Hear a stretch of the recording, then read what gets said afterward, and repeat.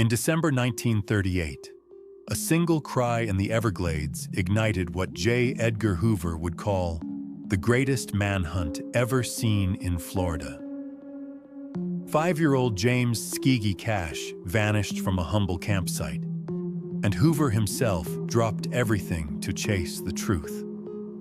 What dark secret lay beneath the swamp's still waters? Tonight we unravel a case that saved the FBI's future. James Cash, nicknamed Skeegie by his doting parents, was a curious boy with a heart as wide as the Everglades themselves. His days were a blur of toy boats on creek banks and laughter echoing beneath saw palmettos.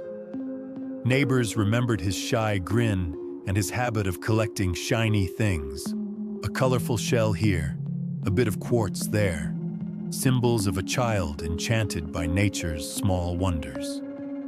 On December 5, 1938, the Cash family's quiet campsite turned to chaos. Hours before dawn, a shadow slipped between tents. No alarm, no scream, just the startling discovery at first light. Skeegie gone and a ransom note stained with swamp mud. Panic tore through the camp as word spread. A child taken, lives forever altered. Hoover mobilized every available agent, despite crippling budget cuts that had dimmed the Bureau's future. Witnesses spoke of a dusty Ford sedan seen near the camp.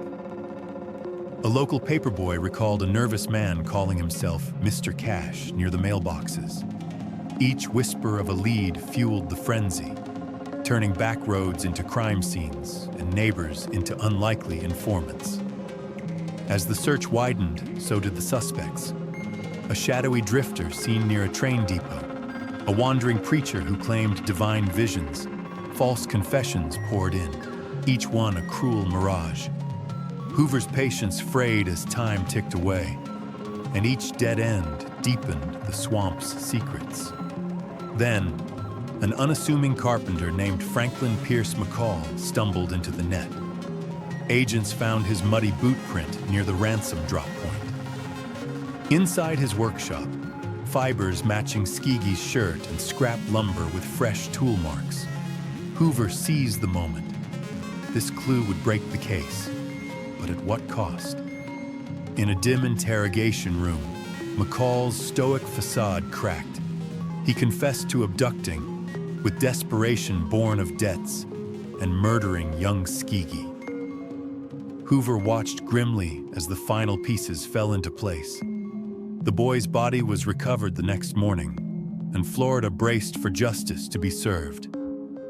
Franklin McCall was swiftly tried, convicted, and executed, yet questions lingered. How many desperate measures had Hoover truly sanctioned? And did one tragic boy's death forever alter the FBI's soul? Though Skeegie's case bolstered the Bureau into an era of power, its shadow still stretches over modern debates on justice and overreach.